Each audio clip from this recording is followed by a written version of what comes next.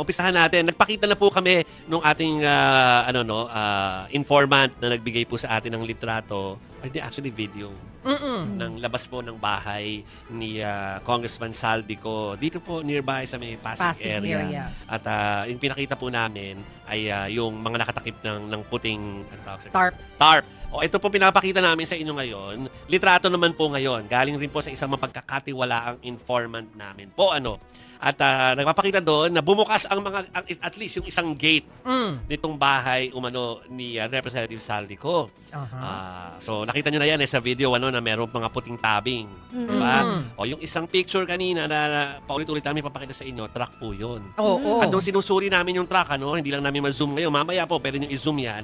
Sasabihin ko na sa inyo, ang mga laman ay mga parang filing cabinets. Mga dokumento. So, naisip namin is document. Mukhang mga dokumento. Kung ikaw rin naman, kung kailangan mong maglipat ng bahay, ano ba unahin mo? Yung mga importanteng dokumento. Laging sinasabi. Mamaya na yung mga antique ko at saka mga art collection ko, di ba? Unahin ko yung mga papeles ko. Di ba? Lagi ko naiisip, birth certificate, passport, titulo. Di ba yung mga uunahin mo talaga? Oo. So, ganun lumalabas. Kasi medyo nagtagal po yung informant namin dyan. Hindi yan parang nadaanan lang tapos kumuha litrato. Medyo tumambay siya.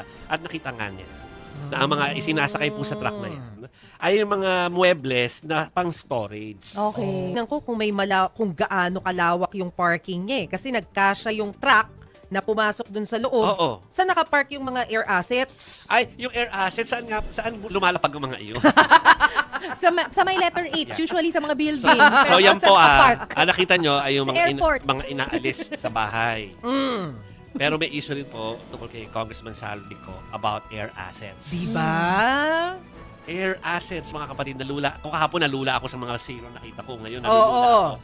Tama si Mase, parking ang iniintindi. Ako rin Saan ang parking? Saan nagstay ang mga air assets na yan? Saan ang hangar ng mga yan? Ayun, kita mo yan, diba? Ilang chopper yan? Sa ngayon, 3, diba? nakikita natin. Ilan yung mga Tapos yan? Tama ba yung sinabi kanina? Di ko matandaan kung 11.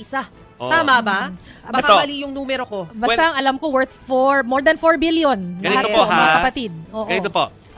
Of course, pinapakita namin mga images po at saka pangalan po ng mga aircraft or mga vessels na yan or air assets na tawag nila ay sinasabi collectively as air assets of the Co family. Pero kung tutusin, ang registration po niyan ay iba-iba. No? Para lang po maging mas technical tayo kasi baka sabihin hindi amin yan. Pero sige, hindi kanila pero tinuturing na air assets sila because yung Mississippi Aviation and Development Corporation ay connected po doon sa kanilang pamilya supposedly. Ito yung Augusta Westland. Dalawa yun, tig 16 million daw. Wow. Ayun, Augusta Westland, which is yan yun. helicopter. Yung Gulfstream, 350, 36 million. Medyo mahal yun. Yung parang aeroplano. Gulfstream. Ayan, yung... Nasa lower right. Yung kung merong kailangang dalhin sa ibang lugar para pa-aresto, pwede yan. Yan. Tapos si Bell 407, dalawa rin. 3 million yung Bell, 407. Wow. Pero dalawa daw yan. Tapos si Bell 20653, chopper din po, 650,000. Parang mura yun. Oo nga. Pwede ka pala makabili ng chopper Pero ng isipin mo ang 650,000. total po ng mga sinabi ko ay 74.6 million. Pero in dollars to mga kapatid Dolyares. Dollars po yan, mga kapatid. Kaya naman pala mura. Afford sana ni Mase. 650,000, bibili na sana ako. Kala ko kasi in peso Oo, kaya. USD pala. Kaso 373 Para bumili ka million. ng kotse. Dyan banda. Oo, parang bumili lang ako ng kotse. Hindi ko na kaya. Dolyares, mga kapatid. USD pala. Again, ulitin ko po kahit na minamarkahan yan as air assets ni Ginoong Saldico, ito ay technically owned by companies or corporations na linked po sa kanya. Tulad po nung susunod natin, yung air assets naman po ng High Tone Construction Development Corporation. Basta yung total po, pag nakita nyo sa screen po ninyo, ang total po nung mga air assets, yung mga 3 piraso, ay $7.9 million. Wow! Grabe, no? Okay. Tapos yung helicopter na Bell 505, meron din isa pang QM Builder naman yung kumpanya.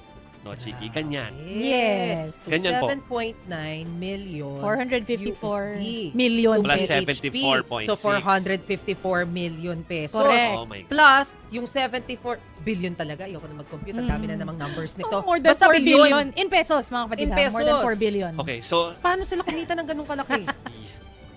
So sa ngayon po, mga kapatid, ang update kung based po sa internet chatter, of course ito ang alam po natin ay inaalam na rin po ng otoridad natin kasi may mga alam mo naman kahit saan may Pilipino eh. Oo. Kahit Chiki, kahit magpunta ka naman Dubai, magpunta ka ng Madrid, Puro Pinoy.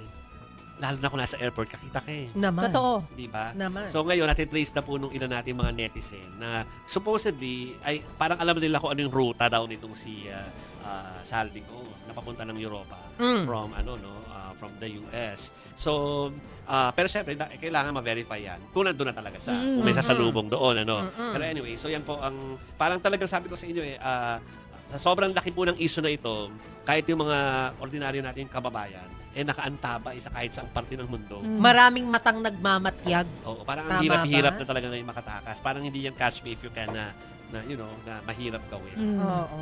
So yan po, mga kapatid, ang update ko kay Ginoong Saldico. We'll give you more updates about him kapag naglabas na naman po siya ng kanyang mga pahayag. Pero sa ngayon, yan nga po. Pero ilalagay ko na po dyan, kung po sa ang ating intent na kumuha ng at least mabawi yung mga ninakaw. Oo.